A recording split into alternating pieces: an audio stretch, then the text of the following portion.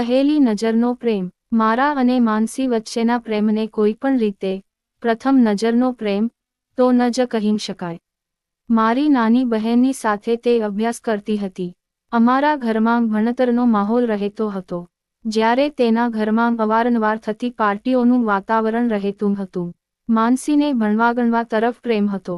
તે પોતાની માને પૂછીને મારી બહેન સાથે અભ્યાસ કરવા અમારા ઘરે આવતી.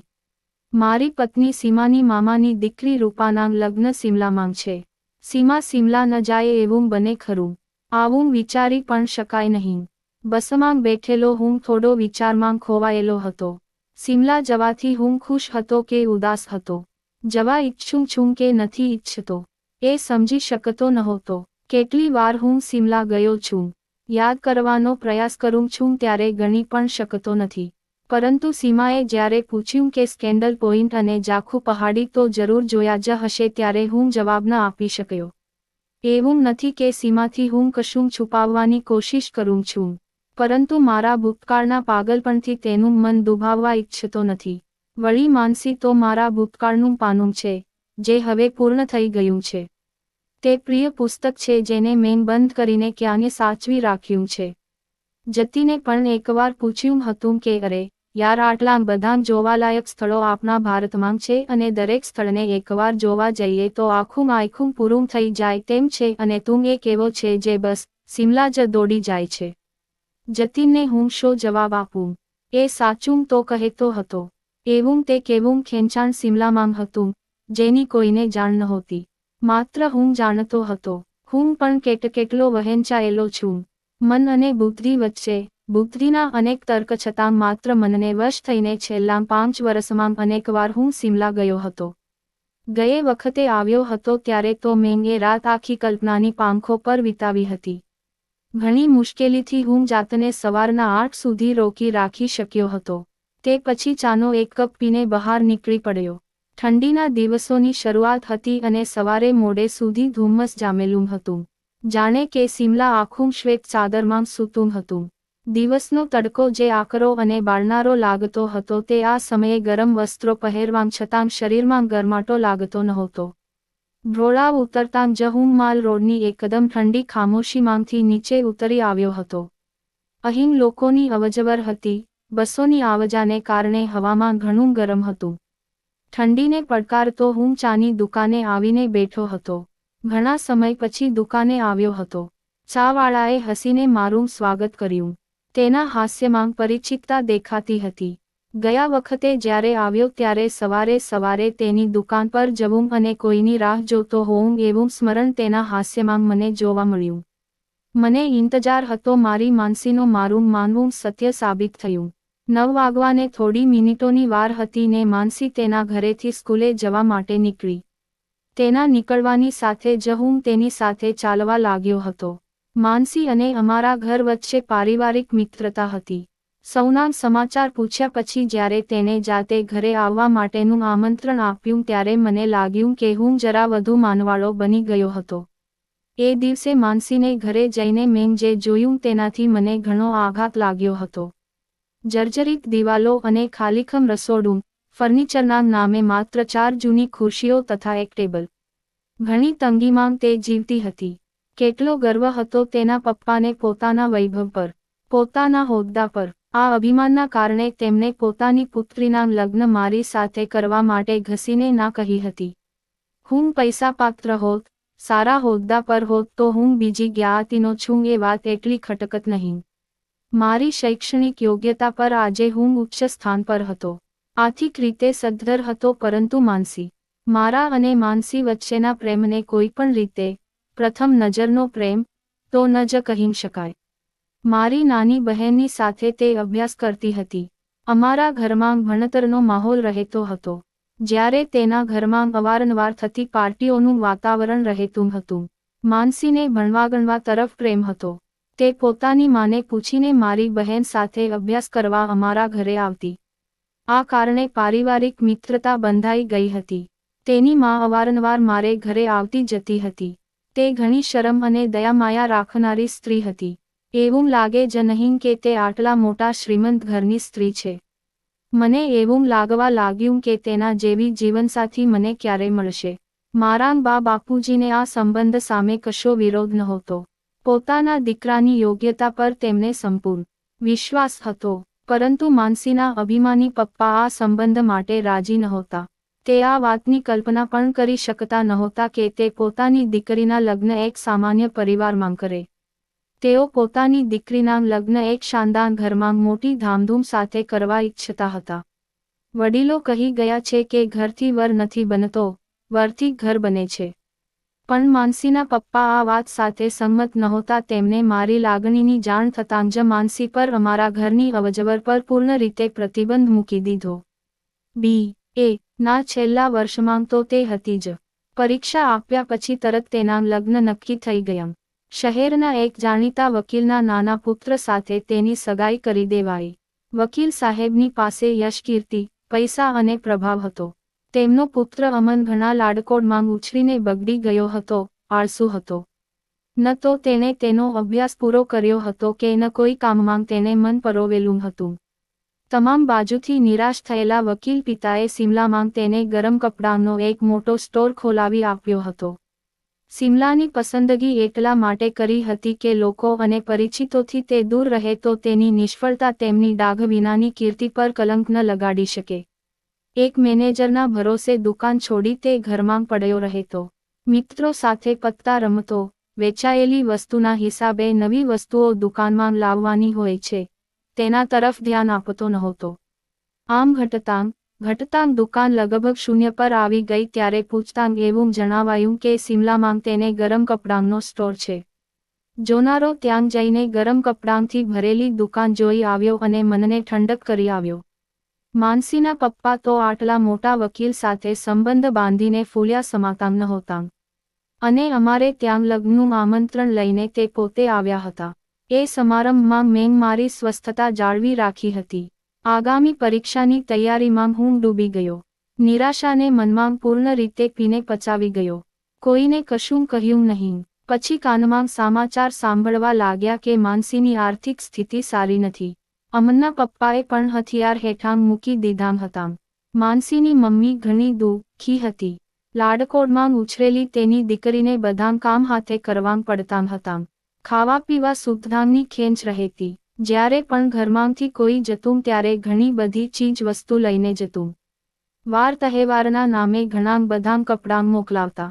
માનસીની પાસે પણ કોઈ એવી ડિગ્રી હતી નહીં કે સહેલાઈથી કોઈ નોકરી મળી શકે. ઘણી મુશ્કેલી પછી ખાનગી સ્કૂલમાં કામચલાઉ નોકરી મળી. આમ ગાડું ગબડવા લાગ્યું. IAS પાસ કરી લીધા પછી હું આર્થિક રીતે સદ્ધર બનતો ગયો હતો. તક મળતા હું સિમલા જવાનો કાર્યક્રમ ઘડી કાઢતો. બધાં એવું સમજતા કે ઓફિસના કામે જાઉં છું. જતાં પહેલાં હું માનસીની મમ્મીને જરૂર મળવા જતો. તેમને એમ કહેતો કે કામ અંગે સિમલા જઈ રહ્યો છું અને માનસી માટે કશું મોકલાવવું હોય તો આપે. ઘણી બધી ચીજ વસ્તુ આપતી. માનસીને ત્યાં જવા માટેનું મને નક્કર બહાનું મળી જતું. હું તેની મમ્મીએ મોકલાવેલી ચીજવસ્તુ લાવનારો પાડોશી જ બની રહેતો. આમ પણ હું તેને ત્યાં જાઉં એની સામે તેના પતિને કશો વિરોધ પણ હતો નહીં. આળસુ લોકોને ઘરે બેઠાં ચીજ વસ્તુ મળી જાય તે ગમે છે. એટલે એ મારું સ્વાગત કરતો. છેલ્લી વાર હું માનસીની મમ્મીને મળીને આવ્યો નહોતો, પરંતુ માત્ર દિલથી ખેંચાઈને આવ્યો હતો. વાત એવી હતી કે મેં લગ્ન કરવાનું ટાળી રાખેલું હતું. મમ્મી પપ્પા તો હજુ પણ શાંતિ જાળવી બેઠાં હતા અને મારી મન સ્થિતિ અનુકૂળ થાય તેની રાહ જોઈ રહ્યાં હતાં, પરંતુ હવે તેમને મારા લગ્નની ચિંતા સતાવતી હતી. હું સાચું કહું છું કે મેં મનમાં એવી ઈચ્છા રાખી હતી કે માનસી તેના પતિ સાથે સુખી રહે. ક્યારે પણ તેને લગ્ન પછી મુશ્કેલીઓનો સામનો ન કરવો પડે. પરંતુ દુર્ભાગ્યવશ તેનો પનારો કુપાત્ર સાથે પડ્યો હતો. આવું બધું વિચારતો હું તેની સામે ઊભો હતો. જ્યારે તારી સાથે આટલો મોટો દગો કરાયો છે ત્યારે તું આ સંબંધને તોડવા માટેની આનાકાની શા માટે કરે છે? આ સવાલ મેં એ દિવસે અનેકવાર માનસીને પૂછ્યો. અમન પોતાના મિત્રો સાથે તેમના ઘરે પત્તાંગ રમવા ગયો હતો અને મને લાગ્યું કે જો આજે મોકો ચૂકી ગયો તો મારે કોણ જાણે ક્યાં સુધી રાહ જોવી પડશે. આ દરમિયાન ચાના અનેક કપ પી લીધા હતા. કેટલાય પરિચિતોની ખેરિયત પૂછી લેવાઈ હતી. ફાલતુના અનેક સમાચારોનું આદાન પ્રદાન થઈ ચૂક્યું હતું, પરંતુ મારા પ્રશ્નનો હજુ સુધી જવાબ મળ્યો નહોતો. એ તો મૌન બંધ કરીને બેઠી હતી. વાત બદલી કાઢતી પછી મને જોઈને એમ જ હસી લેતી, જાણે કોઈ અબોધ બાળકે કોઈ અણસમજમાં સવાલ ન પૂછ્યો હોય. પરંતુ ફરીફરીને મેં મારો સવાલ દોહરાવે રાખ્યો, અને એ પણ સમજી ગઈ કે જવાબ લીધા વિના હું જવાનો નથી. એટલે બોલી, તારી વાતથી નારાજ નથી, કારણ કે હું જાણું છું કે તારા વિચારોમાં ખોટ નથી. તું મને દરેક સ્થિતિમાં ખુશ જોવા ઈચ્છે છે. તારી ભાવનાઓને હું ઘણા સમયથી જાણું છું, પરંતુ જે આપણને મળવાનું નથી તે ભૂલી જવું સારું નથી. શું વ્યવહારિક નથી? શું મારી સાથે દગો થયો છે? લગ્ન નક્કી કરતાં પહેલાં સંપૂર્ણ રીતે તપાસ કરી લેવી જરૂરી છે, અને જ્યારે આ સંબંધ મા બાપ નક્કી કરે છે ત્યારે તે જવાબદારી પૂરી પણ તેમને જ કરવાની રહે છે. પરંતુ એકવાર ગાંઠ બંધાઈ ગયા પછી આ સંબંધ એમ સહેલાઈથી તોડી શકાતો નથી. તોડવો પણ ન જોઈએ. તું રસ્તો બદલવાની વાત કરે છે, પરંતુ જે રસ્તે એકવાર નીકળીએ છીએ અને ઉબખાબડ નીકળે છે તો રસ્તો બદલાવાના બદલે તેને સુધારવાનો પ્રયાસ પણ કરી શકાય છે ને. તમારા સૌના મારા પર ઉપકાર છે. મારા મા બાપ, સાસુ સસરા સૌની ઓશિયાળી છું, પરંતુ હવે મારી ઈચ્છા મારા પગ પર ઊભા રહેવાની છે એ પણ કરી જોઉં. મને થોડો સમય આપ. અત્યાર સુધી અમને આર્થિક મદદ મળતી રહી, પહેલાં પોતાના બાપ તરફથી, પછી મારા મા બાપ તરફથી, એટલે તેને આરામથી બેસીને ખાવાનો ચસ્કો લાગ્યો છે. એ લગભગ અપંગ બની ગયો છે. એવું પણ બની શકે કે આ બધું બંધ થાય અને મને મહેનત કરતી જોઈને મને સાથ આપવા લાગે. આમે તે ખરાબ નથી. તે મને ખૂબ જ પ્રેમ કરે છે. મને કોઈની સામે ફરિયાદ નથી, કારણ કે સૌએ પોતાના તરફથી ઘણી મદદ કરી છે, પરંતુ હવે મારી ઈચ્છા છે કે આ મદદ બંધ થાય. રહી તારી વાત, તો જીવનમાં બધાને બધું નથી મળતું, પરંતુ જતીન તું હજુ પણ મારો અભિન્ન મિત્ર છે, મારો હિતેચ્છુ છે, મારો એકમાત્ર સખા છે, પરંતુ આપણા રસ્તા જુદા છે, લક્ષ્ય જુદાં છે. એવું હોય કે જીવનમાં કોઈને તો સુખ સોનાના થાળમાં મળે છે તો કોઈને તે સંઘર્ષ કરીને મેળવવું પડે છે, પરંતુ એ પણ એક વિચિત્ર સત્ય છે કે જે લોકો સંઘર્ષ કરે છે તેઓ સુખ મેળવે છે પેલા લોકોની તુલનામાં કે જેમને બધું સહજતાથી મળી જાય છે. સિમલાની મારી એ છેલ્લી મુલાકાત હતી. 2 વર્ષ પછી મેં પણ લગ્ન કરી લીધાં.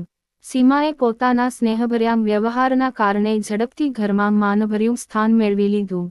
હવે તેનું મન રાખવા માટે હું ફરી સિમલા આવ્યું છું. એટલું જ નહીં, સીમાની સિમલા ફરવાની ઈચ્છા પૂરી કરવા અમે લગ્નના 4 દિવસ અગાઉ અહીં આવી ગયા છીએ. સીમાના મામા મામીએ આનંદભેર સ્વાગત કર્યું, અને રૂપાની તો જાણે મનની મુરાદ પૂરી જ થઈ ગઈ. આનંદભેર પોતાના કપડાં, ઘરેણાં સીમાને બતાવવા લાગી. સીમાએ જ્યારે તેને સવાલ કર્યો કે આટલા સુંદર સૂટ તને કેવી રીતે મળ્યા, ત્યારે રૂપાએ કહ્યું, અહીં એક નવું બુટીક શરૂ થયું છે. નામ છે આંચલ. અત્યાર સુધી મોટાભાગની છોકરીઓ લગ્નની ખરીદી માટે દિલ્હી જતી હતી, પરંતુ હવે જ્યારે અહીં આ શરૂ થયું છે ત્યારે બધું મનપસંદ મળી રહે છે. વસ્ત્રો ખરેખર સુરુચિપૂર્ણ, સાદગીપૂર્ણ હતાં, તડબડક વિનાના સુંદર હતાં. સીમાને પણ ખૂબ જ ગમી ગયાં હતાં. એટલે મેં તેને કહ્યું, તું પણ કાલે જજે અને તારા માટે ખરીદી લેજે. બીજા દિવસે જ્યારે અમે ફરવા નીકળ્યા ત્યારે સીમાની મામીએ કહ્યું કે રૂપાના 2 સીવેલા બ્લાઉઝ તૈયાર જ હશે, આંચલ ની બુટીકમાંથી લેતા આવજો. ત્યાં જઈને મેં સીમાને કહ્યું, તું બ્લાઉઝ લઈ લે અને સૂટ પણ જોઈ લે. હું થોડું ફરીને આવું છું. વાત એવી હતી કે ત્યાં જઈને હું મારી જાતને અમનની દુકાનને જોવા માટે રોકી શક્યો નહોતો, કારણ કે મેં ક્યારે પણ એ જોઈ જ નહોતી. છતાં તેની સ્થિતિ વિશેની મારી પાસે માહિતી હતી અને મારા હિસાબે તે આટલામાં જ આસપાસ હોવી જોઈતી હતી. પરંતુ ત્યાં ગરમ વસ્ત્રોની અનેક દુકાન હતી. કોઈ પરિચિત ચહેરો રૂપા કે અમનનો જોવા ન મળ્યો ત્યારે હું ફરીને આંચલ બુટીકમાં પાછો આવ્યો. ત્યાં પહોંચતાં જ મને કેશિયરની ખુરશી પર બેઠેલો ચહેરો જાણીતો લાગ્યો. હું મારા મગજ પર જોર આપવા લાગ્યો. તે પહેલાં મેં સીમાનો સ્વર સાંભળ્યો. જોયું તો એ માનસી સાથે ખૂબ જ હળીમળીને વાતો કરે છે. મને જોતાં જ બોલી, આવો, તમને એક મજેદાર વાત કહું. આ પણ દિલ્હીની રહેવાસી છે. એટલું જ નહીં, અહીં નજીકમાં રહે છે. જ્યાં આપણે રહીએ છીએ. લિયો, તમારું નામ તો મેં પૂછ્યું જ નહીં. મેં તરત પરિચય કરાવતાં કહ્યું, આ માનસી છે, સીમા. આપની બીનાની સહેલી. બંને વચ્ચે ઘણું બનતું હતું, પરંતુ લગ્ન પછી આમ તેમ વિખરાઈ ગયું. વ્યસ્તતાને કારણે મારે પણ દિલ્હી જવાનું ક્યાંક બને છે, ખાસ કરીને મમ્મીના અહીં આવી ગયા પછી તો જરા પણ જવાનું થતું નથી. તેને સમાચાર આપ્યા, પપ્પાના અવસાન પછી તેને અહીં લઈ આવી છું. ભાઈ તો પરદેશમાં વસેલો છે તો તેને ત્યાં એકલી કેમ મૂકી શકાય? મારા માટે પણ સારું થયું. નાની દીકરીને ઘેર માત્ર આયાના ભરોસા પર મૂકવી નથી પડતી અને હું પણ હવે નિશ્ચિંત બની અહીં કામ કરી શકું છું. પછી અમન સાથે મારી મુલાકાત કરાવી કહેવા લાગી, આટલો મોટો સ્ટોર સંભાળવો એ મારા એકલા હાથની વાત નથી. ડિઝાઇનિંગ હું કરું છું, કપડાં તૈયાર કરાવું છું, ગ્રાહકોની પસંદ નાપસંદ પર નજર રાખું છું, પરંતુ માલ મંગાવો, કેશ સંભાળવી, નફા નુકસાનની સાથે કારીગરો પર નજર રાખવાની જવાબદારી તેમને માથે રાખી છે. મને પૂછો તો સૌથી વધુ ફાયદો તો એ છે કે અમારો આખો દિવસનો સાથ રહે છે. અમને હસીને કહ્યું ત્યારે માનસી શરમાઈ ગઈ. વાત બદલતાં કહેવા લાગી, માને નહીં મળો, કાલે રાત્રે જ આવો, ભોજન સાથે કરીશું. માનસીએ મારા કરતાં તો વધુ આગ્રહ સીમાને કર્યો. બીજા દિવસે માનસીની માએ મને પૂરી વાત કરી. સ્કૂલની નોકરી સાથે તેને ભરતગૂંથણની તાલીમ લીધી. લાંબી રજાઓમાં તેને એક દરજી અને એક કટર બેસાડ્યો. ઓર્ડર પર કપડાં તૈયાર કરી આપવાનું શરૂ કર્યું. જાતે રાત દિવસ મહેનત કરતી. સ્કૂલની નોકરી આમ પણ કામચલાઉ હતી. ત્યાં મહેનત કરી પોતાનું સ્થાન બનાવી લીધું. સાથે સાથે તેણે તૈયાર સૂટ રાખવાનું શરૂ કર્યું. સુરુચિપૂર્ણ તથા સફાઈબંધ વસ્ત્રો પહેરવામાં તો તે પહેલેથી જ પારંગત હતી. તેની આ ઇમેજ કામમાં આવી. તેની રંગોની પસંદગી, નાની મોટી ટિપ્સ નવયુવતીઓને ગમતી અને જોતજોતામાં તેનું કામ ચાલી નીકળ્યું. મૂડી વધવાની સાથે બુટીકમાં પણ સામાન વધવા લાગ્યો અને આજે સિમલામાં તેનું નામ છે, સન્માન છે. માનસીનું ભર્યું ભાદર્યું ઘર, ફાલતો જતો પરિવાર જોઈ દિલને શાતા મળી છે. અમને નજીકથી જાણીને સારું લાગ્યું. ખરેખર સીમાએ તેની દીકરી માટે એક સુંદર મજાની ઢીંગલી ખરીદી હતી, જેને જોતાં જ તે આનંદથી નાચવા લાગી હતી. ઉચકતાં મનમાં એક કસક ઉઠી પરંતુ ક્ષણ માટે તરત મેં મન પર કાબૂ મેળવી લીધો. મારા બંધ જીવન પુસ્તકમાં એક વધુ પ્રકરણ ઉમેરાઈ ગયું છે, પરંતુ મારે એ પુસ્તક બંધ જ રાખવું છે. મારા અને સીમા વચ્ચેના સંબંધમાં કોઈ પણ મલિન છબી નહીં આવે. આ મેં મારી જાતને વચન આપ્યું છે અને મને મારા પર અને મારા દૃઢ મનોબળ પર બહુ જ ભરોસો છે. મિત્રો, આ કહાની સારી લાગી હોય તો લાઇક કરીને શેર કરજો અને ચેનલને સબસ્ક્રાઇબ કરવાનું ન ભૂલતા. અને હવે ફરી મળીશું એક નવી કહાનીની સાથે. ત્યાં સુધી જય શ્રી કૃષ્ણ, જય દ્વારકાધીશ.